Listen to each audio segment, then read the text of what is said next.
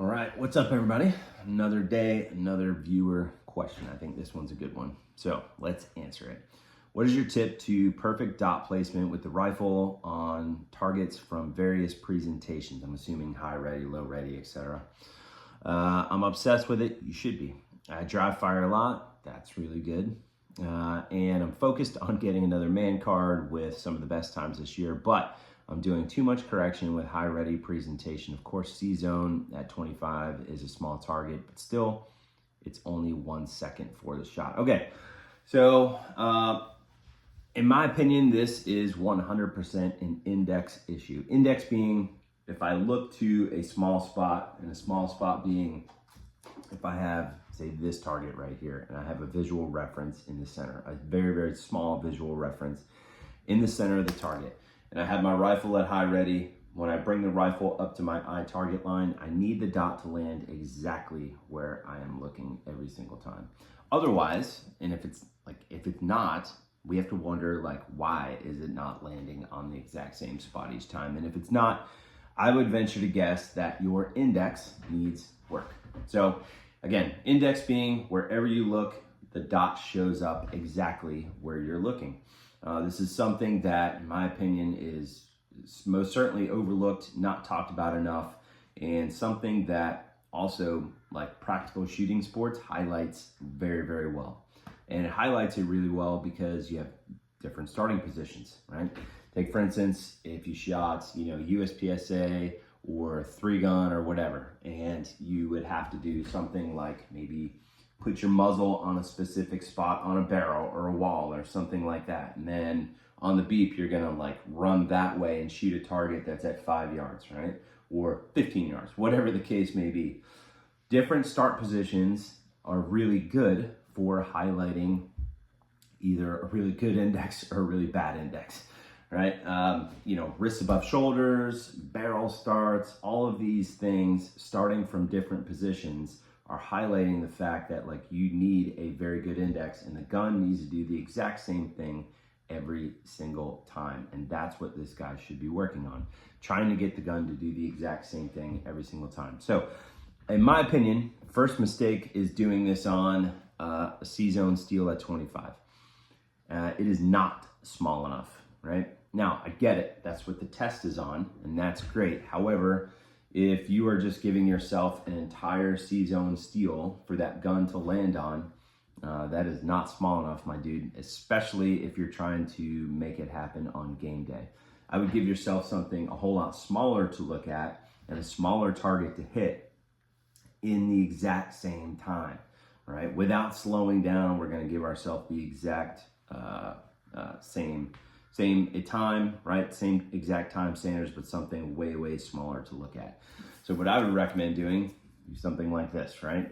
Take yourself a USPSA target, stick a 1-inch paster, black paster in the center of it, put it at 15 yards. Only reason I would do 15 instead of 25 is a little tiny black paster at 25, at least for me, is gonna be a little bit hard to see. But I think at 15, you would be able to see it. And I think that, giving yourself that a whole lot smaller target to look at is going to iron out a lot of these issues that you're seeing with your index. And here's why. Eyes always tell the hands and your body what to do. The smaller you look, the better the index is going to be. The bigger you look, the bigger and the worse the index is going to be, because you're giving yourself a larger target for the dot to come to. You want to give yourself a very, very precise place on the target to look to. Now you might think well, how does this translate to a C-zone steel at 25? I'm glad you asked. It's going to translate because you're going to start to get used to looking smaller on the target in that C-zone steel at 25. Instead of just giving yourself the entire C-zone to look at, you look dead nuts in the center of it, bring the rifle up and make sure that it's landing exactly in the center of that target instead of anywhere on the target, right? If you give yourself anywhere on the target, it's sometimes it lands there. I get it. It's over here is a hit, here's a hit, here's a hit. But if you're giving yourself that amount of wiggle room in your training, what are the odds that you're actually going to make the thing land in the center on game day? Probably pretty freaking low, right? So give yourself something a whole lot smaller to look at and hit in the exact same time standards. Next thing I'll talk about is, making the gun do the exact same thing every single time is going to be where this is at, right? And so if you're doing something like starting from high ready, but sometimes the stock's down here, sometimes it's up here, sometimes you shoot the gun out this far, and then bring it back. Sometimes it comes this far and then you bring it back, or sometimes it lands here or here or here. Like, dude, all of that is going to affect your index. If the gun lands in a different spot each time, or you're doing something different, it's like, it makes it really difficult to have a good index. So be really, really aware of how the stock is coming into your shoulder and how the gun is coming up to your eye target line. It needs to do the exact same thing every single time. So look for some cues for this, right?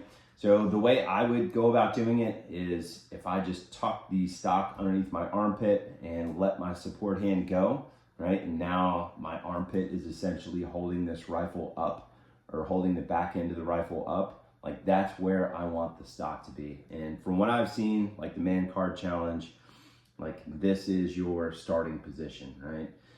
Muzzle pointed over the top of the target, and you're looking over the top of your rifle. On the beep, you bring the rifle up and then fire however many rounds you're supposed to fire.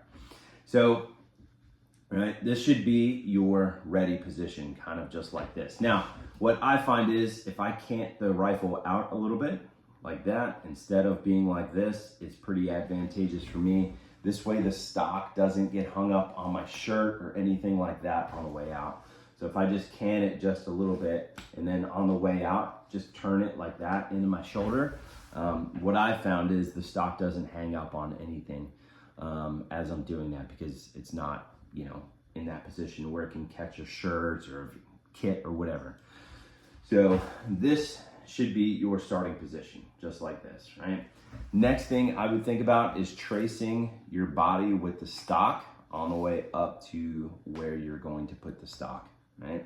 Now, I like putting my stock right here, basically right in between my pec muscle and my shoulder muscle right here. Sometimes that's a little bit more lateral than what some people do, but wherever you put it, it's like I would just trace your body with the stock to that position. Next thing I would think about is lifting the gun up to your face by shrugging the shoulder, instead of doing something like, this, like putting your cheek down to the gun. I really don't like that.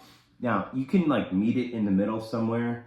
Like, I'm not gonna sit here and say I don't bring my head down to the gun a little bit. I do, but I'm not just leaving it here with my shoulder completely flat and then trying to get behind the gun like that. Like that, to me, I don't like that at all. I want to drive the stock into my cheek. This way I have a very consistent cheek weld each time. Your cheek weld, despite what some people on the internet would say, I think is a very, very important piece of the puzzle here.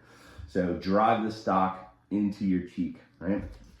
So we've got the stock right here. From here, I'm just gonna lift the gun up to my eye target line. And what you'll notice is if you lift the shoulder up, instead of doing something like this up to the target, instead of like trying to push with the support hand, the dot will just land there. But if you do something like shoot the gun out and then try to steer it around with this hand, it's like you'll notice the dot really won't settle down on the target, and it'll just add some time to it. So trace, lift, and the dot should be exactly where you're looking.